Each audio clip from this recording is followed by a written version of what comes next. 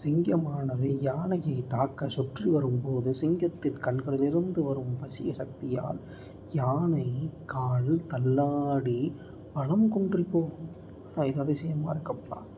இதை போலவே புலி, சிங்கம், கரடி, பாம்பு போன்றவற்றை திடீரென சந்திப்பவர்களின் அவர்களின் கண்களின் காந்தத்தால் வசியமாகி தன்னிடமிருந்து தப்பி ஓட வேண்டும் என்பதை மறந்து திகைத்து நிற்பதுடன் தப்பி ஓட சக்தியற்று போகின்றனர். ஸோ புலி, சிங்கம், கரடி, பாம்பு இவை 4க்கும் இந்த வசிய சக்தி அதிகமாக உள்ளது.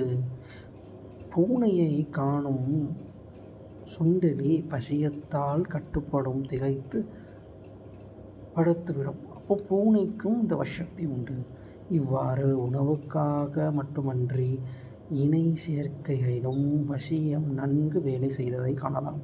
விலங்குகள், பறவைகளும் ஆண் பெண் சேர்க்கையில் வசிய சக்தி நன்றாக வேலை செய்யும். சேவல் பேடையுடன் சேர விரும்பி நெருங்குவதை கண்டதுமே பேடை ஒருவித மயக்கத்துடன் உறவுக்கு தோதாக அரைவிழி பார்வையுடன் அமர்வதை காணலாம். மானிடர்களுமே ஒரு சிலரிடம் பல பெண்கள் ஏமாறுவதும் இந்த காந்த கவர்ச்சியின் காரணமாகவே. இப்படி தான் அந்த காந்த கவர்ச்சியால் தான் பெண்களும் ஏமாந்து போகிறாங்க. அந்த கவர்ச்சி இருக்குது, அந்த மேக்னட்டிசம்.